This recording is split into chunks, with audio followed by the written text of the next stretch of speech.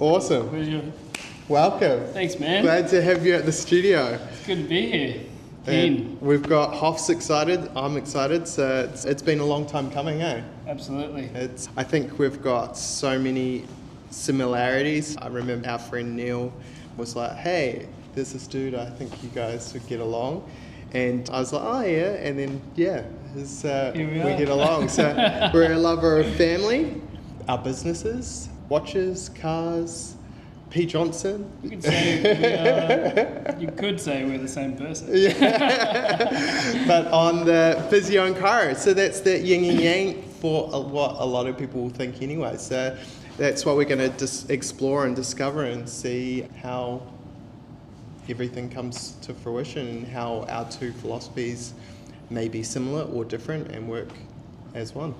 Yeah, no, I'm really excited about it. I think that, for a lot of the history, people have seen physios and chiros on the opposite side of the spectrum. You're either for or against. Yep. But why can't you be for both? 100%. We're both in it for the same reasons, because we want to help people live the best life, get out of pain, and maximize what they do on a daily.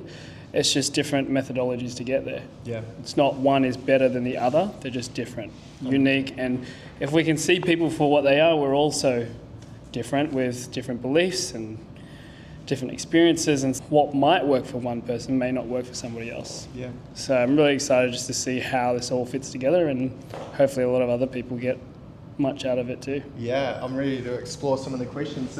We've got the P. Johnson latest drop of the hat, so we're very lucky to have some here. We've got some, essentially some questions we're going to pull out, so you could pull the first one and see how we go. All right, here we go, drum roll. All right, I'll ask the question and you can start. It's a physio question. Well, okay, you ask the question. How can physiotherapy help with shoulder injuries? Yeah, the short answer is yes, absolutely. We see shoulder injuries all the time. My history, lover of CrossFit and weightlifting, and with those two sports alone, I would say they have the highest incidence of shoulder injuries. Because the shoulder joint itself is quite a complex joint where it is got different planes of movement. It's a ball and socket joint, so having lots of planes of movement means heaps of degrees of freedom, which means plenty of chances for it to get injured. So physiotherapy can help with shoulder injuries. How can it help? I guess traditionally with physio, we're all about providing the tools and the exercises to help retrain how the body can self-organize and protect itself. So a lot of the rehab with shoulders is one, to get it out of pain, free up the range of motion that it is designed to have, but then also with that range of motion have the stability to keep it together so that you can move safely and soundly. Yeah, that's cool. Even from a chiropractic standpoint, it's quite similar as well. Obviously, we've got a different how I personally work. I don't necessarily go into as deep as with the muscles and so forth as what a physio would, but the philosophy of the foundation is there, and getting that brain to connect to that area. So how I address a shoulder is focusing on the scapular health generally, and making sure that they've got full range of the scapula to take some pressure off some of the areas that are compensating.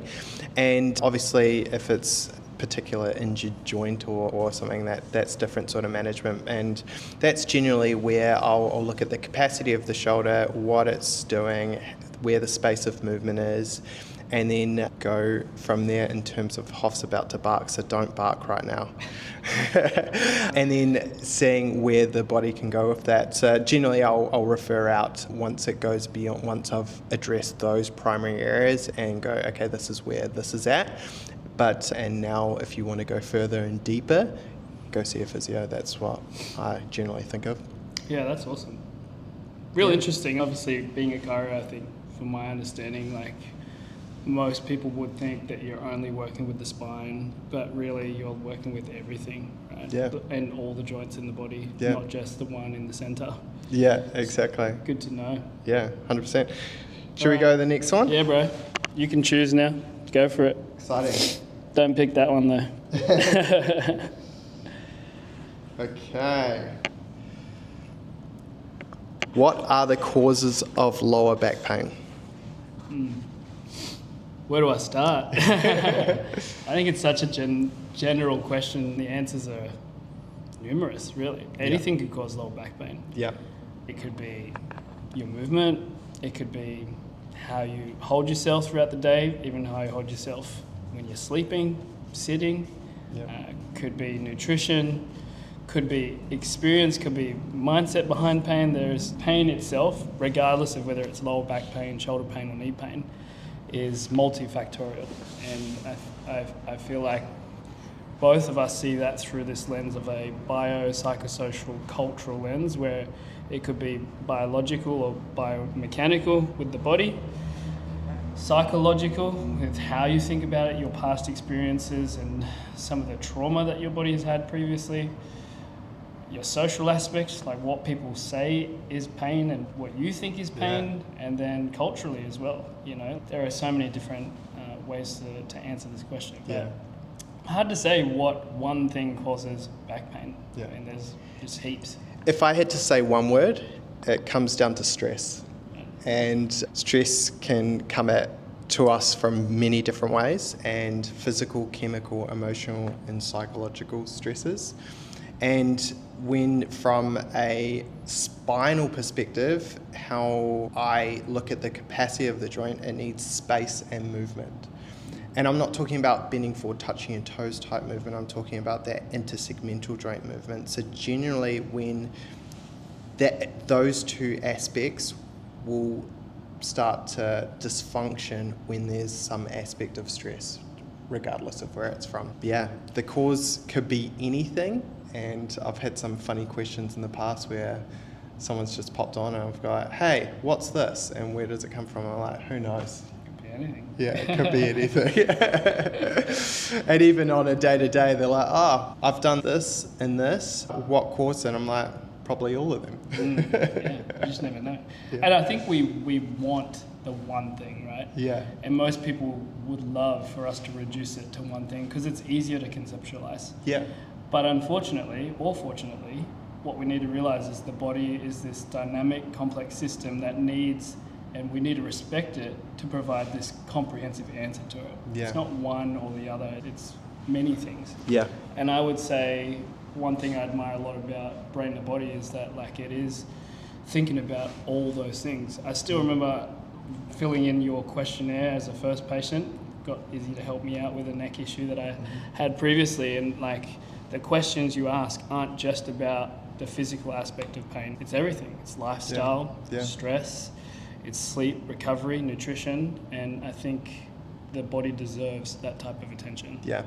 And that's the thing, if someone's really looking for true health and being and to be on just to really thrive in their life and reach the goals as everyone hopes they get to, or we would hope one would want to get to, you have to look at it like that, because how I like to break down health for me and our brain to body way is think, move, feel, heal, brain, body.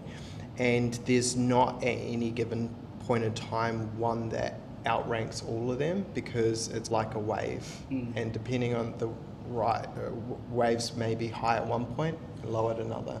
And it's just constantly moving, and we're got to find that flow with it. It's good. Love that. Yeah. Good What question. about the next one? All right, next one. Yeah, you or me? I think it's me now. Yeah, it is, yeah. Okay. I'll throw them off to the side. Yeah. All right, this one's a long one. Here we go. Okay, so how can a chiropractic adjustment help with neck pain? Really simple. Chiropractic adjustments, first of all, super specific. So we don't just want any movement, we want to address the core area where the joint is dysfunctional and it's leading to that stress and dysfunction in the body. So as a chiropractor, there's many different ways that they can adjust. I personally adjust what we call manual.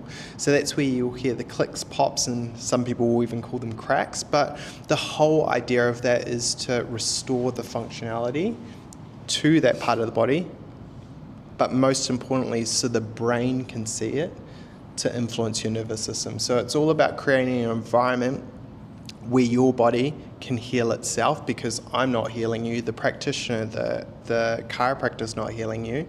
They're allowing your body to access its own innate ability of healing.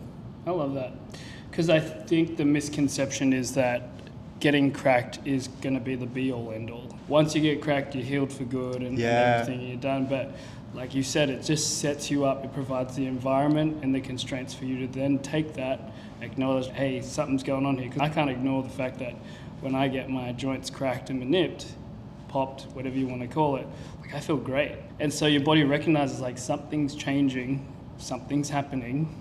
I feel this relief, so what am I going to do about it? Yeah. So it's providing that start, that catalyst to then take that information and then access it, whether that's through exercise or changing the way you move, or analysing how you've moved before and then trying new things to move differently. Yeah. That's the stuff when then the body takes that on board and learns how to move more effectively. Yeah. And that's a really good point you highlighted there as well, to access. And the clients that I have that get the most out of their care are the ones that use the adjustments as a tool to access and learn more from their body. I do have some clients that just see me as the fix, and hey, why do I need to do it if Izzy's going to make me feel better in a way? And to be honest, I'm here for those people, but they could do more, and you do more by accessing it. That's through movement, through all different aspects of those pillars that we were talking about earlier. But yeah, that's cool. Awesome. All right. Awesome. You're on. Do you want to hold? Yeah. I'll hold it while you ask. How does cross-training help injury prevention? I thought it said cross-dressing there, so that was going to be a challenging question. I guess the definition of cross-training is not doing one type of style of training, but doing a range of different trainings. Yeah. I feel like the body only knows what it knows. Right? If you've moved a certain way and done things a certain way, or played one particular spot, then your body is attuned to moving that way and selecting these motor programs to then hit this ball or kick that ball, whatever. Let's imagine, because that's all you know and you're in a pain dysfunction, your body doesn't really know how to then upload or access a new program to move differently that doesn't cause pain.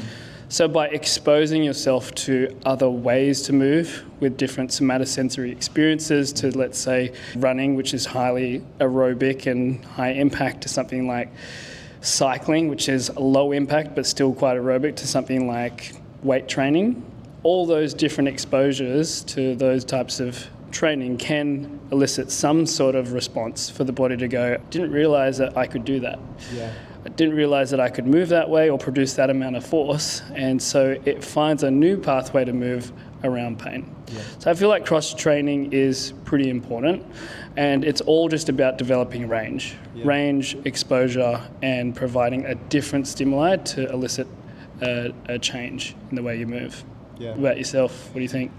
I couldn't agree more. It's just to echo your point, it's the healthiest athletes are the athletes that aren't patternized.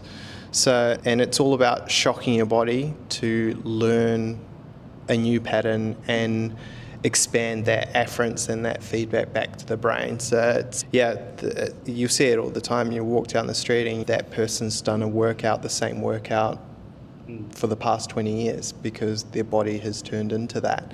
And then you'll see go on the other scale and an athlete that just seems to be good at, a natural athlete that seems to be good at everything. How are they good at everything? That they just move their body, and they move their body in different ways and challenge it in different ways. And that's how where cross-training and the essence of it is really good. And athletes back in the day, especially with a lot of professional athletes, would play a lot more sports with time.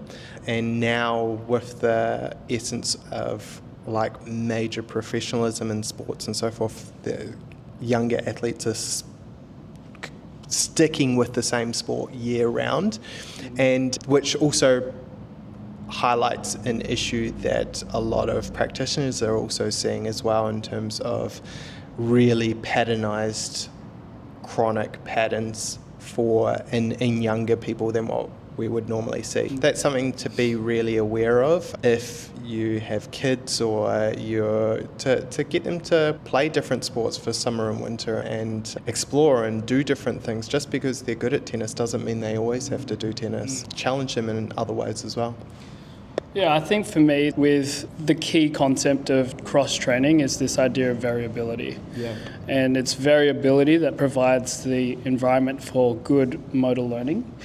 Because let's say you have done something for so long, your body goes, why do I need to learn anything new? Yeah.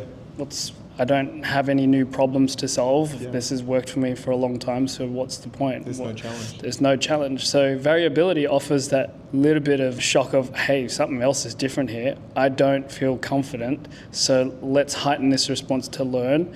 And even something as simple as, let's say you're a sprinter on a track all the time, like going for a trail run, for example, just changing your environment of where you run could be the difference between you getting better with your Achilles tendon or not. Definitely feel like variability is, in essence, the reason why cross-training does do its thing. Yeah. Awesome. Cool. Next question. Am I up? All right, here we Jumping go. the gun there. Sorry, bro. Just trying to get ahead. Okay. Where would you like to see clients and society in terms of spinal health in the future? Really simple. Proactive. People need to be proactive. It's quite often when it comes to spinal health, because we don't see our spines, we neglect it until things are really bad. People don't realize that only 10% of your nervous system is devoted to feeling pain. So when we focus on just what we feel, we're missing out on the true picture of what our body's trying to tell us. So different aspects of the quality of movement. Can you isolate different parts of your body than other bodies relative to the other? Are you able to sense your body in different spaces or planes or movements? When you're doing something at Pilates, does it feel balanced on the right to left? All of these little things are different signs that your body's there, but it's all about being proactive. And a good analogy I share with clients at times is everyone knows they need to get that 6-month dental checkup. It's really easy. Every time you smile, you could even see food in your teeth. Yeah. But because we see it, we act upon it. But the decay is the same, or it's even more horrendous at times, because you can't cover it. You can't put veneers on it. You can't put crowns on it to make it look aesthetically pleasing. Once you lose a part of your spine, an aspect of that, it's very hard to get back. So it's all about being proactive and preventative to really improve spinal health. Yeah, I love that. I think my vision of the world in the future is around spinal health would just be an awareness and being well educated, because I would say one of my biggest pet peeves for our industry is that people don't know enough about what a healthy spine is, whether or not a disc bulge is catastrophic or not. And the moment a doctor tells them, hey, you've had this scan and you have this disc bulge or this herniated disc, or people freak out. But what they don't realize is if you were to scan people in a room, 7 or 8 out of 10 of us probably have some degree of a disc bulge, which is quite common. And it's allowing people giving people the education and the knowledge to be able to demystify all the fear-mongering and crap that's out there would be a really nice world to live in. And that way people can make more well-informed decisions, feel happy about their body and not so stressed out. And it'll make our jobs a lot easier. We'd love that. You highlighted a point of that fear-mongering, and especially, say for example, we look at discs and dive a little deeper in that. When people you'll have it, I have it, every practitioner will have it, we're like, oh, I've done a disc, and that person, you're like, oh, wow, when? You're like, 10, 15 years ago. I'm like, why are you still carrying on with that? Why are you holding on to that? So what that does is creates other limiting beliefs in terms of how they act, how they function, how they move their bodies in space, and more importantly, how they connect with their loved ones and live the life. So people don't need to be dragging around this weight or this label of what things, because they haven't understood what and necessarily been educated on what a healthy spine could be. Yeah, because even if you had a disc bulge, it doesn't mean you're in pain. Yeah. There's been studies where people get scanned and like all these things pop up on an MRI, but actually they feel fantastic. Yeah. On the other side, there are people that are in a lot of pain and you get an MRI and then the MRI comes back clear. Yeah. So there's no complete, very definite correlation between disc bulge and pain presentation, which is something that people need to know. Yeah. So if more people understood that and just had the information that would help them navigate injuries, I think the world would be a better place. I agree, and the same is for identical to that, to spinal health and wear and tear, so it's so true. Yeah. Very good. All right, now you're on. I'll pick for you. No, you pick. Here we go. Okay. All right, can neck pain lead to other health issues if untreated? Let me think. 100% yes. No. It comes down to really simply, again, space and movement. The longer you leave something, the longer things have to set in wear and tear, which generally takes away space, it takes away movement. If we're looking at the neck, for example, some of the structures, we break things down to the ABCs, the alignment, bone and cartilage, which will all be influenced at some degree with wear and tear if left untreated. Alignment will be off, that's where you'll see the forward head carriage, which is straightening, and then the forward head carriage, which is so common.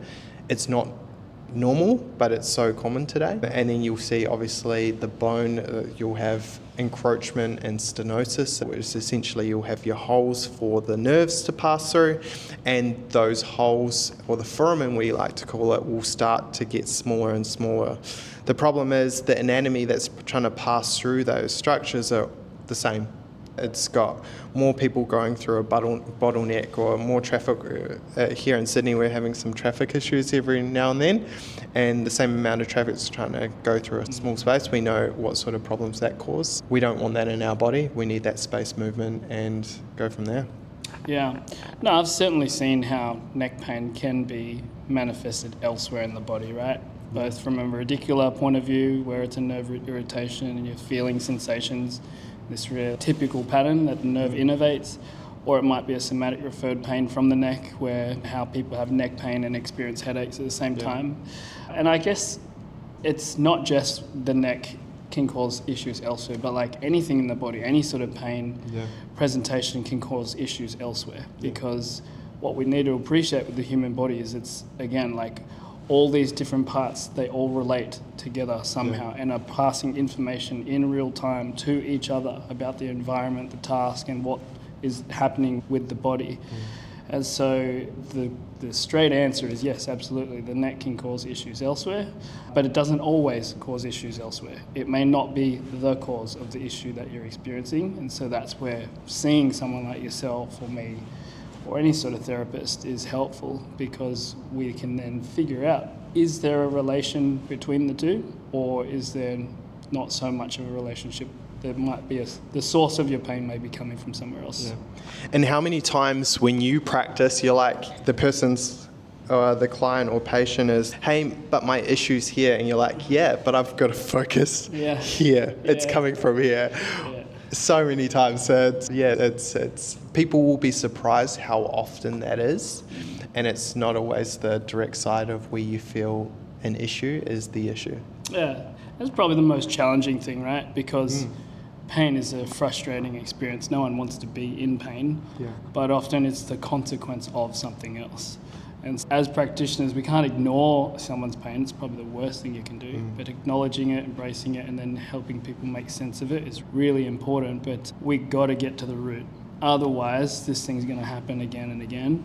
And it's just not a great experience to be living life that way. So instead of patching things up, we want to, yes, do a little bit of that, but also make sure it doesn't happen again. Offer a true solution. True solution, yeah.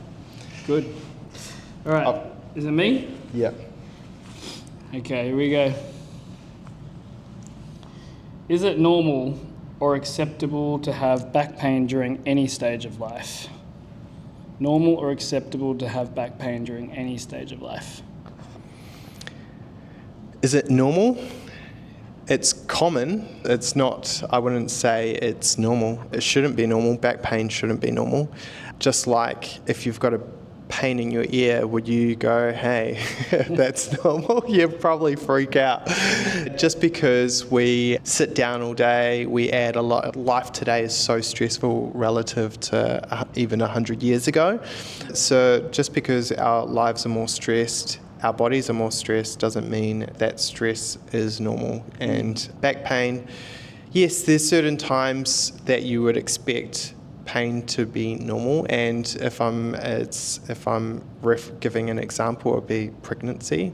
You would understand different levels of sensations. I'll use the word sensations specifically over pain.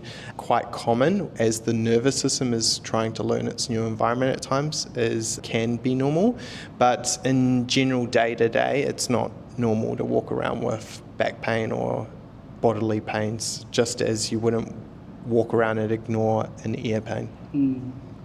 Yeah, I think pain itself it needs to be appreciated as something that is part of life. Like, you're going to experience pain, whether it's emotional pain, physical pain, or any sort of pain. It's an emotion that we need to accept is going to be a regular part of life. However, the reason why pain is there is to either signal actual or even potential damage or misfiring or some anomaly in the body that needs attending to. So pain as a signal, we need to be attentive and intentional to investigate. That's what it's there for. So it's going to happen, but when it does happen, the strategy should be to investigate or do something about it, not to ignore it. Yeah. It's a protective mechanism, right? Yeah. It helps us protect us from current harm or potential harm. And often, in this day and age, people don't have the time or the energy to get it resolved, so they just put up with it. Yeah. That side of pain, to me, is unacceptable. Yeah. And it's not fair on you, but it's also not fair on your family, the jobs that you have, the business that you run. It's something that we need to address. Yeah. Couldn't agree more. Very good. Sweet. So this next one, here we go. Hoff is having a great time. She is clonked out because we're that riveting. Okay. This is a follow-through of this similar sort of question. How does chronic pain affect mental health? You want to take this one first? It takes a toll, right?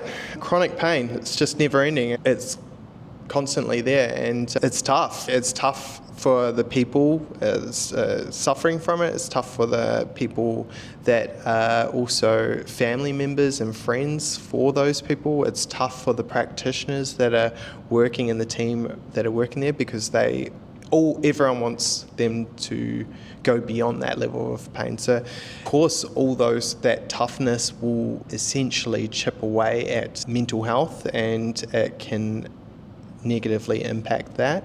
But when it comes down to it, it comes back to the team and having the mindset. And I don't necessarily, when someone's dealing with that chronic pain, I don't like to focus on the severity or how tough it's been over that period of time. I like to focus on the little wins. And by flipping the switch and looking at the other side of an aspect, say for example, hey, I woke up today and I got out of bed and I didn't quite have the same level of pain. It wasn't either as severe, or the timing or the frequency had changed.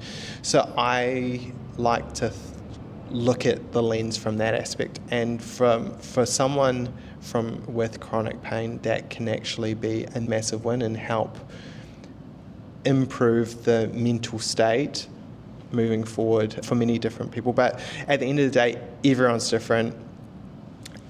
We've got our own mental capacities and stresses that we all deal with, our own inner monkey that's on our shoulder chatting to ourselves, and it's about identifying and understanding the bigger picture of it, but also having the team and the support around you to know that things can get better with time. Yeah, chronic pain is its own special area right now. Like, there are therapists, physios, chiros that specialize in this area because it's that big. And for those that have had pain, if you have pain for a long period of time, what happens is the body becomes very sensitive to stimulus that normally may not be painful, but because you're in this heightened state, because your pain experience has been going on for a long time, it gets very sensitive to it. And so then you experience this warped feeling of what pain in life should be, which is very frustrating, because then, like, how crazy is it, or how hard is it for you to concentrate on your work or your family or being present when you're suffering in pain? It's unbelievably difficult. Of course, pain for a long period of time, which then turns into chronic pain, can be a huge toll on your mental health. And that's probably where we have a responsibility to help people, because if it is having a toll on the mental health, how can we mentally flip the switch to understand more about our pain? Because I heard this saying, you can either be angry or understanding. If you understand something, you can't be angry. If you're angry, then you don't understand enough. So if you're angry with your pain, because it's been there for a long period of time, getting more of an understanding of it will help you address it, cope with it, and then get through it. So certainly a light on the end of the tunnel for anybody experiencing chronic pain. There 100% is that light on the end of the tunnel. So I love that term. That's cool. Isn't it? I'm pretty sure I heard it from Alex Hormozy. Oh, you should have just claimed it yourself. Take it. Awesome. Let's do another one. Is it you pulling this one or me? All right. Are you? I think it's okay.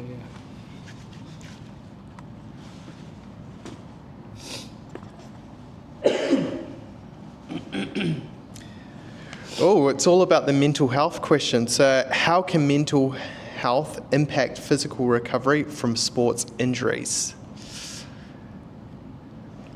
I love this question because, simply put, if you think you're not going to heal, you're not going to heal. Mindset plays a huge role in someone's capacity to heal. It not only changes the internal environment, but also the external environment. We're all a vibration, and the higher your vibration, the better everything is functioning and the faster things get moving to heal. I've been reading and listening to some interesting takes on how your thinking can change your physiology. The perfect test right now would be to close your eyes and imagine the most frustrating experience you've ever had in life. You were that angry at someone, you just wanted to punch them in the face and rip their neck off, whatever, right? Automatically, it forces your blood to boil, your hands get a little bit sweaty, you start getting this surge in energy.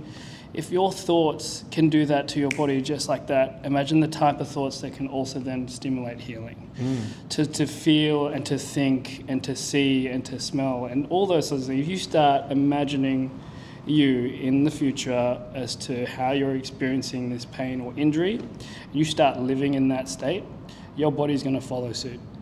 The same way we just did in that exercise, right? And that whole vibration thing, if you think about it, all you science nerds out there, I was a science nerd. If you think about the atom, we're made of atoms. You got your nucleus, which is in the center, and you got this electron floating around everywhere. That whole thing is the atom.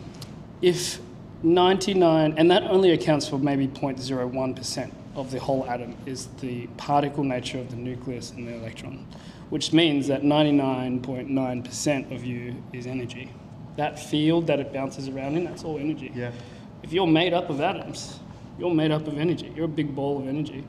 So I certainly feel like the energy that you give off, whether it's your thoughts, your emotions, that sort of energy has power to change the physiology of your body. And you see it all the time. You've got athletes that are just highly motivated to get back on the field.